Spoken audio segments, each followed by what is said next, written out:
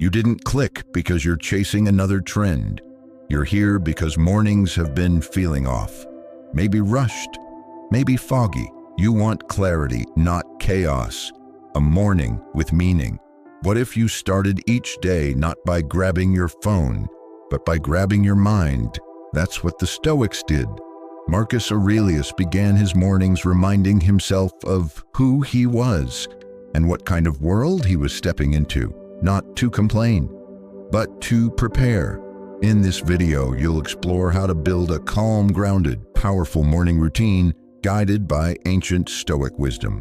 It's not about having more time. It's about what you do with the time you already have. If this speaks to something quiet inside you, something seeking peace before noise, consider subscribing. You might just need more of this than you realize. You'll learn 8 timeless morning rituals inspired by Marcus Aurelius Seneca, Epictetus, and other great minds. Each practice is simple, but deeply transformative. Let's begin before the day does.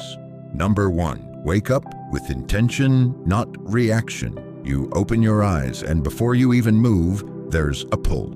Notifications, thoughts, responsibilities, regrets, expectations. The day hasn't even begun yet.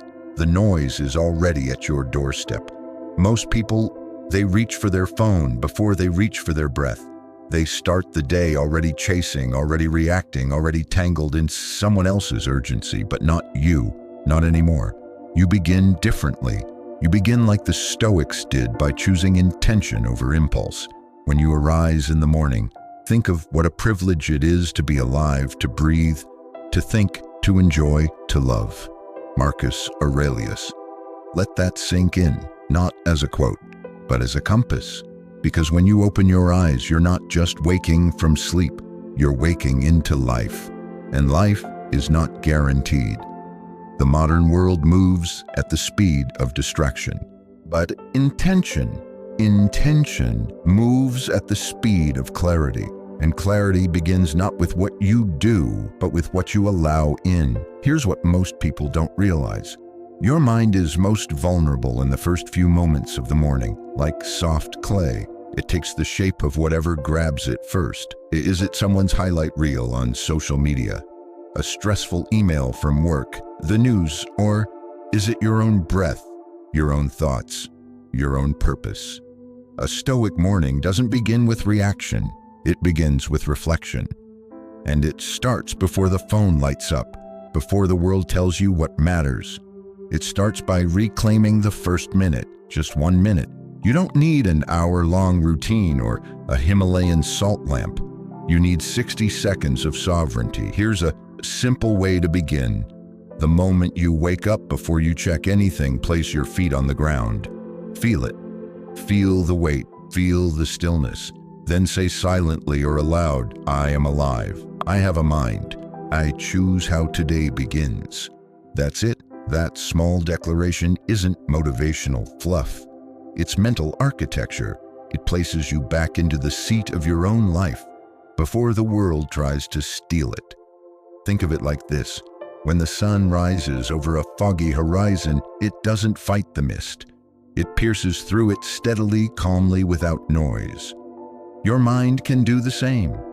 When you begin your morning with intention, even something as small as mindful breath or a whispered affirmation, you shape the lens through which the rest of your day is seen. You are no longer driven by random inputs. You are anchored.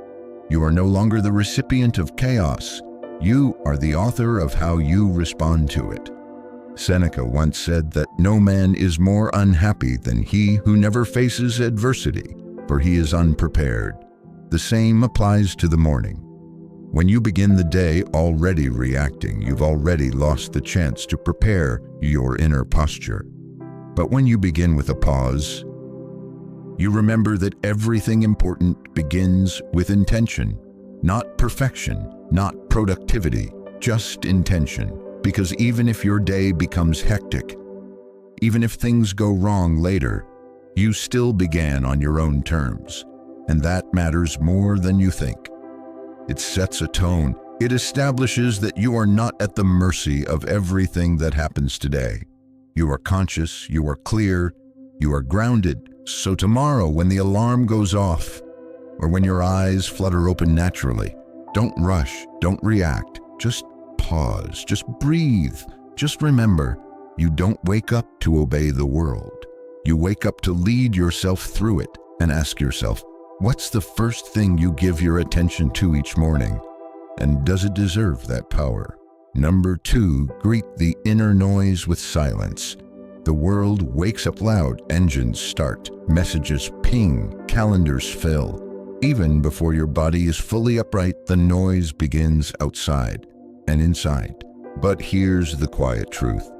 Before you face the world, you need to meet yourself. Not the version others see, not the productive machine, but the you underneath, beneath yesterday's stress, beneath today's expectations.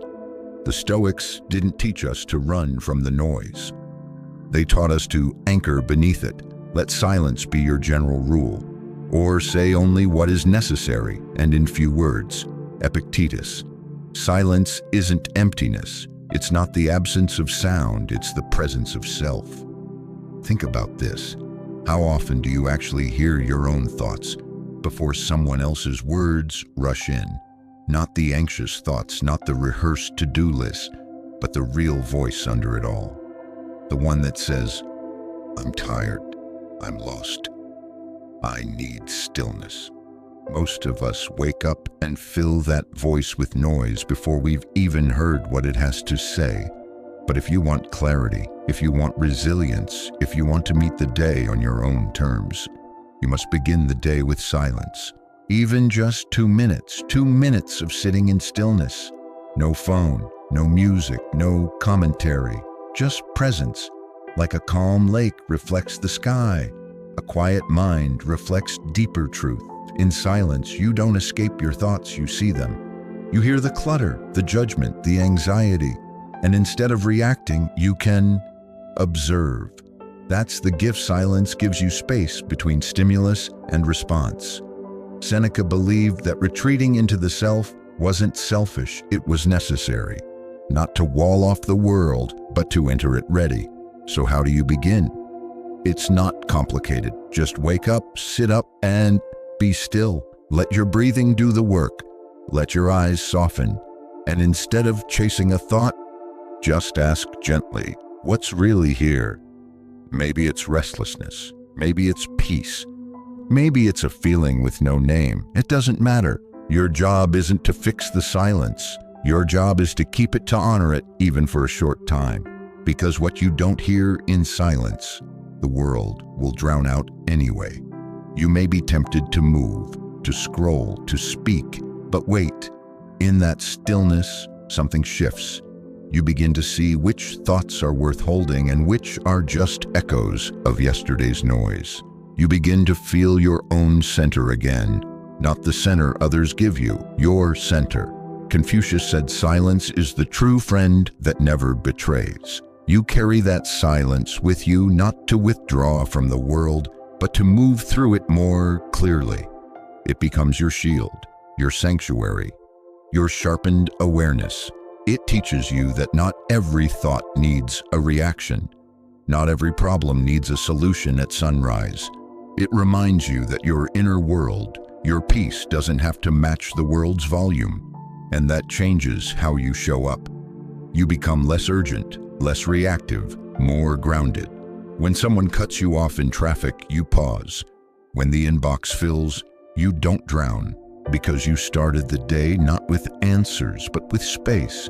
So tomorrow, after you wake up with intention, sit in silence, before the news, before the noise, before the rush. Let the silence speak.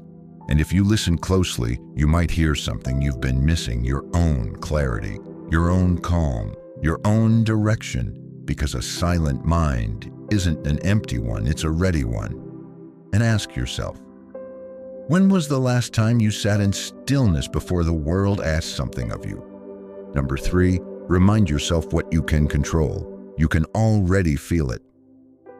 the day beginning to pull at you, notifications, obligations, messages from people who want answers now. Your mind starts reaching, spinning, anticipating what's to come. But stop for a moment. Take a slow breath. Not everything that touches you deserves to enter you. This morning, like every morning, you have a decision to make. Will you focus on what's within your control? Or will you be tossed by everything that's not? Some things are up to us and some are not. Epictetus, these 10 words, they could shape your entire day. In fact, they could shape your entire life, because suffering often doesn't come from what happens. It comes from trying to control what we never could. You can't control the traffic. You can't control your boss's mood.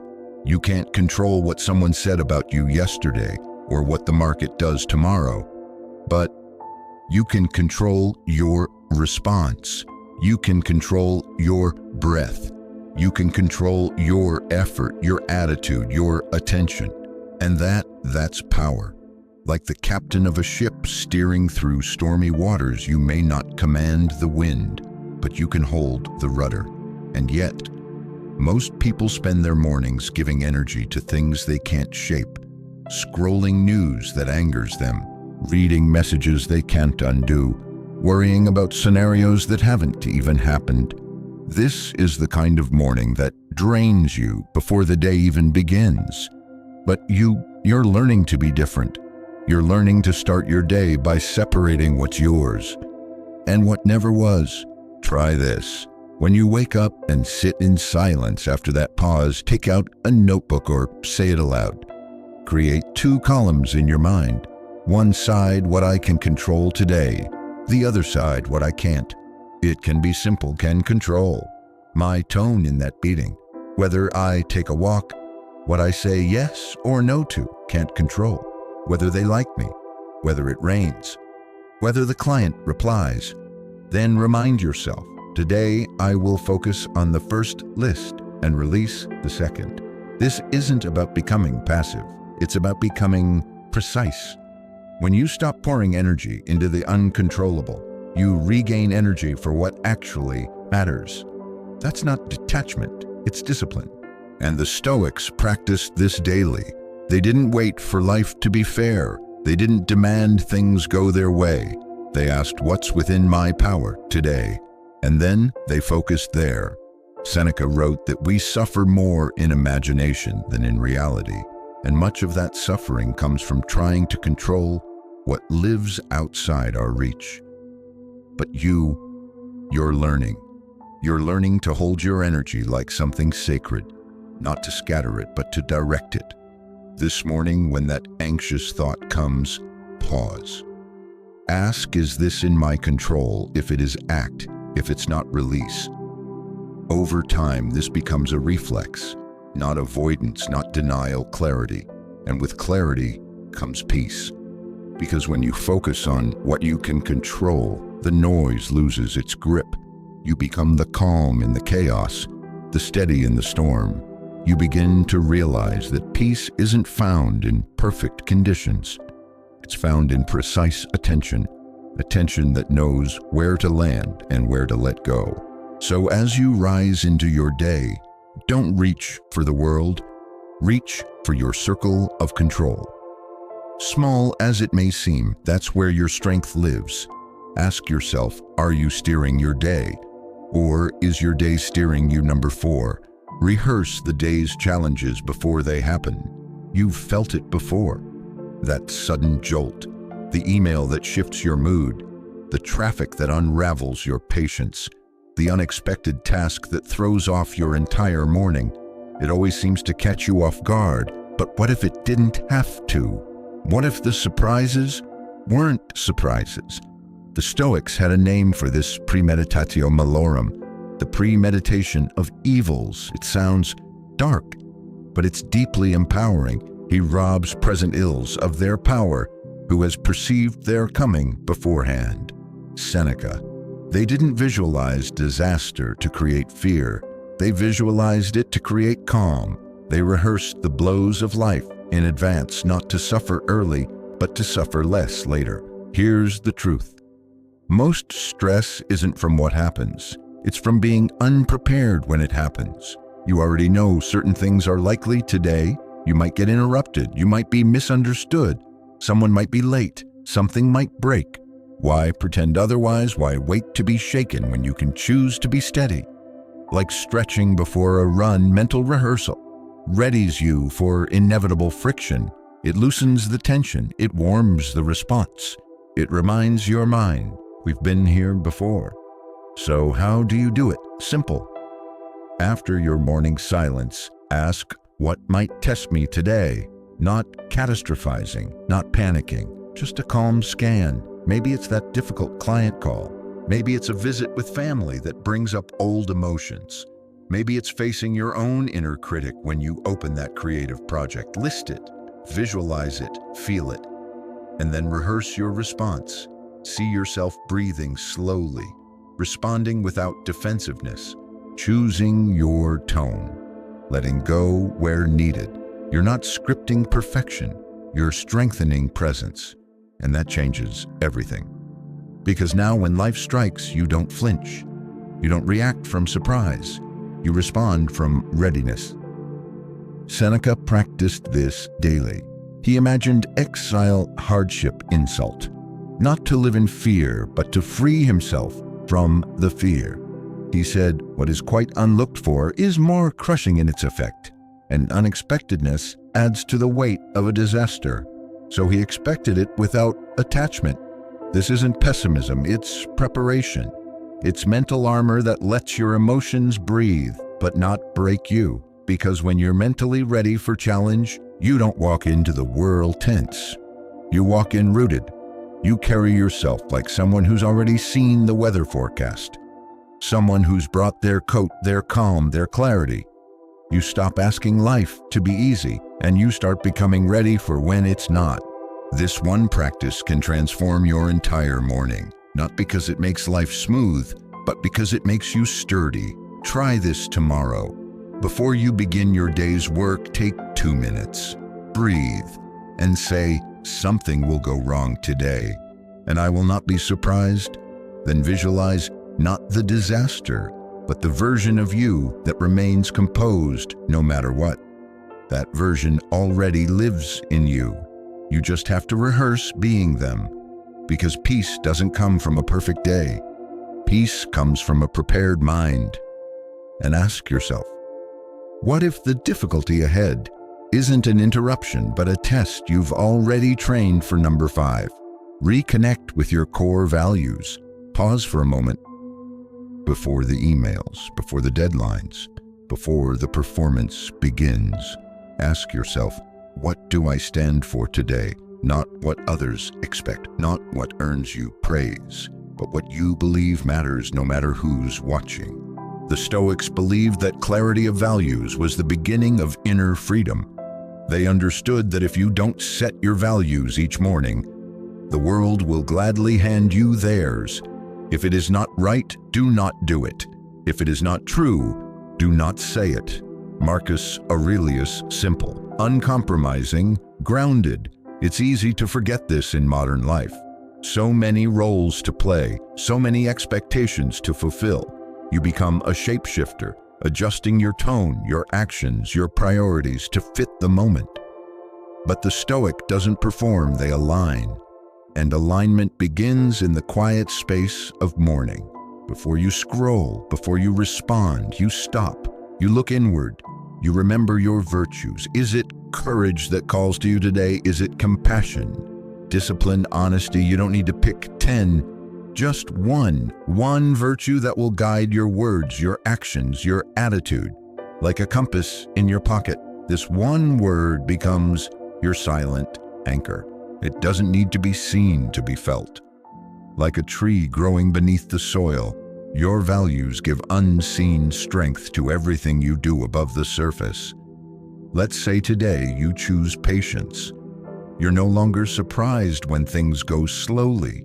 You're not shaken by delays because you already decided this is the value you're bringing into the room. Or maybe it's truthfulness. You don't bend your words to avoid discomfort. You speak clearly even when it's inconvenient. because that's who you are choosing to be today. The point isn't to be perfect. The point is to remember who you are before the day forgets it for you. The Stoics didn't obsess over the world's judgment. They asked a simpler question: what kind of person am I becoming? Each action an answer, each word a mirror. And so each morning becomes a chance to reorient, to strip away the noise and return to your core. You can even write it down. Today I will walk with virtue.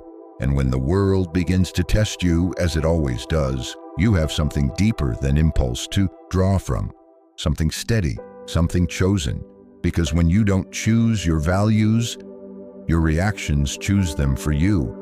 They pick fear, they pick avoidance, they pick the easy way. But when you choose consciously, gently, clearly, your responses begin to reflect a something higher. Not ego, not image, character.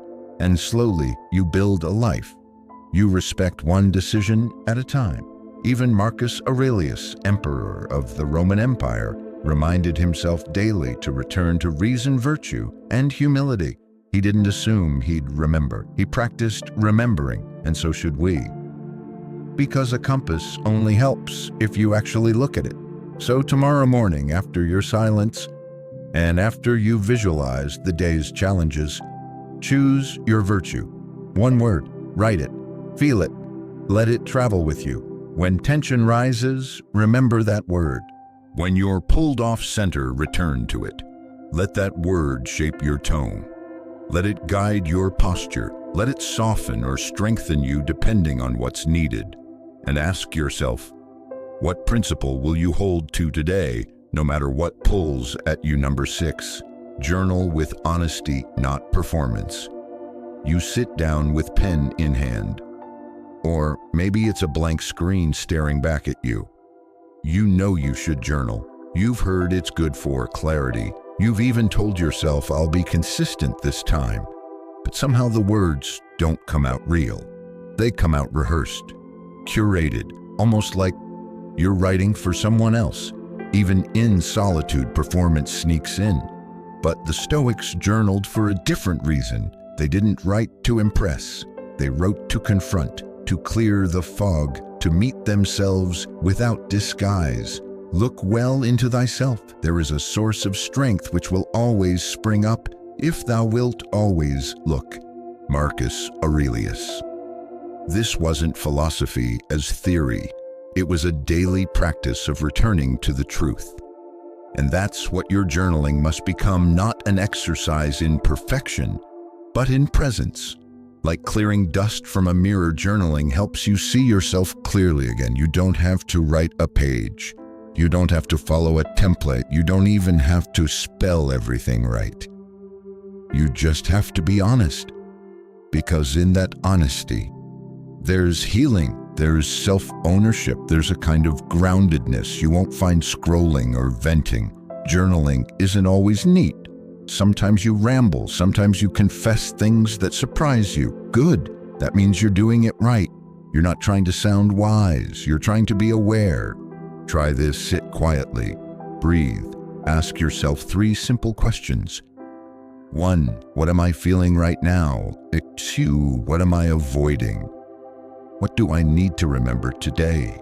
Let the answers come without editing, without trying to be noble or poetic. Write what's raw, write what's real. The Stoics knew that writing clarifies what thinking obscures, because thoughts, they spin, they loop, they repeat, but on paper they slow down. They land, they show their true size, that overwhelming fear. On paper it looks smaller, more manageable, sometimes even a little silly. That resentment you didn't know you were carrying. Now it has a name, and because it has a name, you can choose what to do with it. Seneca once said that self-reflection is a form of daily moral accounting, not to punish yourself, but to keep the soul clean. And in the morning before the world muddies your clarity, journaling becomes a moment of alignment. You're not journaling to control the day. You're journaling to understand yourself within it. There's no one to impress. There's no grade. Just this question: What's true in me right now? The more often you ask it, the less you lie to yourself, the less you pretend, the more grounded you become. And that more than any app or habit tracker is where real transformation begins. This isn't a diary of events, it's a tuning fork for your values, a private conversation with your conscience. Some days your words will sting. You'll admit to envy, to judgment, to fear. Other days your words will soothe. You'll write with pride, with clarity, with resolve. Both are necessary. Both are welcome, because your journal is not a performance, it's a mirror, and you can't change what you refuse to see. So tomorrow, before the noise, before the schedule, sit. Write. Tell yourself the truth. Because the truth you face in silence but protects you from the lies you might live by accident.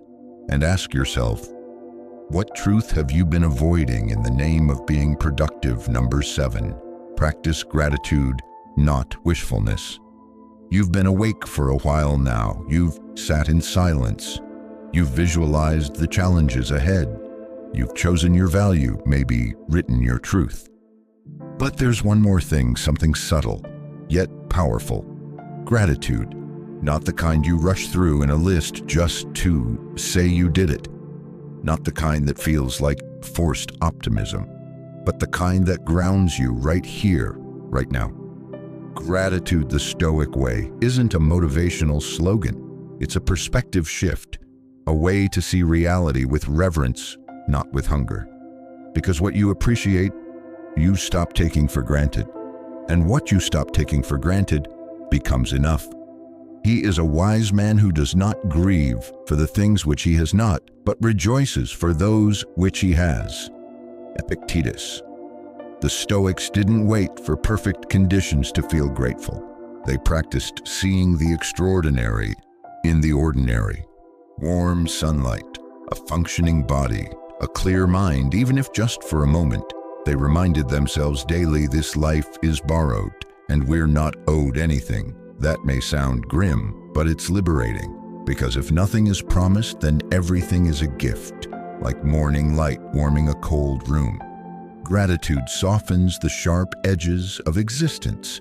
And here's what's even more important. Gratitude is not a feeling you chase, it's a muscle you train. You don't wait until you feel thankful. You practice being thankful and the feeling follows. So tomorrow morning after your journaling, pause. Look around, look within, and ask, what have I been walking past that I would miss if it were gone? Not someday, now. The glass of clean water beside your bed, the ability to move your body without pain, the sound of birds through an open window, the breath rising, falling without effort. You don't need fireworks. You need awareness. You need the courage to stop wanting just long enough to see what you already have. Because here's the truth. A grateful mind is not easily disturbed. It doesn't grab for more every minute. It doesn't define itself by what's missing. It knows enough exists right here. Seneca warned that people waste their lives pursuing things they already possess, the seed of peace, joy, contentment, but they chase it in future outcomes instead of present awareness. Gratitude is how you call yourself back. It's how you reset the lens. So instead of asking, what do I want today? Ask, what have I already been given? That doesn't mean you stop growing. It doesn't mean you become passive. It means your growth is no longer poisoned by greed. Your striving is no longer rooted in scarcity. You can move forward with peace. You can want more without rejecting what's already here. You can breathe deeply knowing that nothing is owed and still so much has arrived. That's the power of Stoic gratitude. It's not a shield from hardship. It's a lens that makes space for joy within hardship. Because even on a hard day, there's still something real to be thankful for. And if you make this a part of your mornings, this quiet return to enoughness, you start carrying a different energy into your day. More grounded, less reactive, more appreciative, less hungry. You walk slower. You speak softer, you feel more here, and that changes how others feel around you too. Gratitude isn't just for you, it ripples, it becomes a posture, a quiet offering to a world that's forgotten how to slow down and notice. Because sometimes the most radical thing you can do in the morning is to look at what you have and whisper, "This is enough," and ask yourself, what simple gift do you already have that you've been walking past every morning? Number 8, move the body, calm the mind. You've grounded your thoughts. You've anchored your values. You've written what's true. You've even softened into gratitude. But there's one part of the morning still waiting for your attention, your body. In Stoic philosophy, the body is not beneath the mind. It's part of the mind, the vehicle through which character takes form, through which clarity walks, breathes, and moves. You must exercise the body no less than the soul. Musonius Rufus paraphrased, "The Stoics weren't concerned with aesthetics. They weren't obsessed with appearance. They moved their bodies to sharpen their minds, to train discipline, to prepare for discomfort, to clear the inner fog. Because when your body is stagnant, your mind becomes noisy, and when your body is agitated, your thoughts race without direction."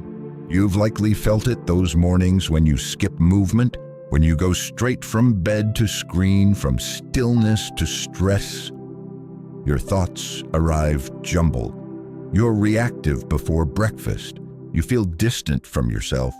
But even a few minutes of movement changes that. Like oiling the hinges of a door, morning movement removes the creaks of lethargy and unlocks clarity. This doesn't mean high-intensity workouts. It doesn't mean a perfect routine with heart monitors and smart watches. It means presence in your physical form, stretching slowly, breathing deeply, walking with awareness, feeling your feet connect with the floor, letting the blood move not to sculpt your image but to stir your vitality. You're reminding the body we are alive today. Let's participate. The Stoics viewed the body as a training ground, not something to worship, but something to cultivate. Seneca advised daily exposure to discomfort, cold exertion fatigue, so that we wouldn't be ruled by comfort. He believed voluntary hardship built resilience. And modern science agrees. Movement rewires mood. It clears cortisol. It creates mental spaciousness. But deeper than that, it reconnects you with this moment, because the body doesn't live in the past. It doesn't plan for the future. It only lives now. And so moving it brings you back to now. Try this tomorrow morning before you check messages. Step outside. Stretch toward the sky. Feel the temperature on your skin. Breathe until you can feel it low in your belly. Then walk even for 5 minutes. No music, no rush, just you. And now, let your thoughts rise and fall with your steps. Let your breath guide your attention. Let the mind settle as the body finds rhythm. You don't have to be a runner. You don't need a yoga mat. You just need to show up.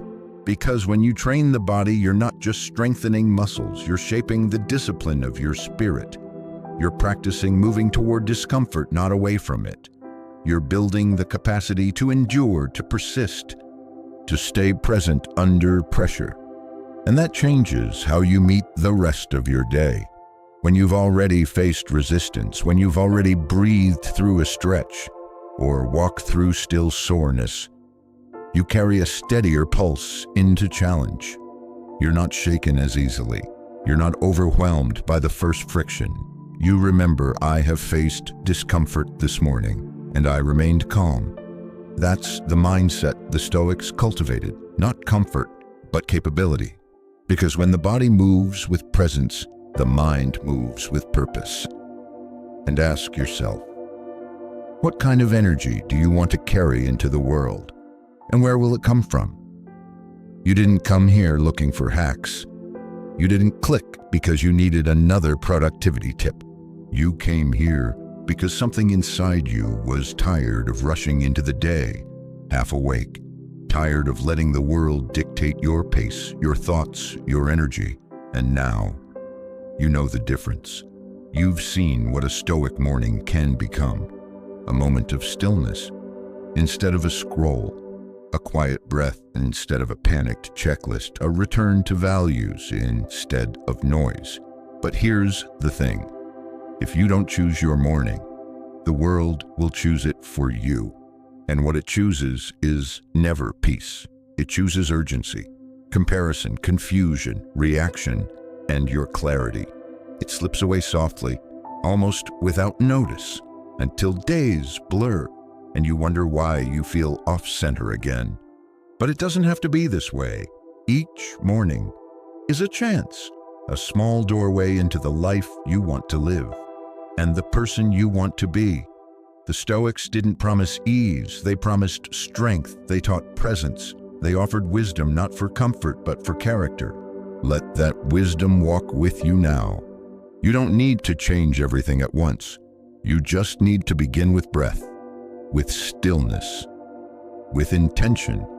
And if this kind of morning speaks to something deep in you, subscribe not just to this channel, but to the version of you that rises with purpose. Start again tomorrow before the world wakes up.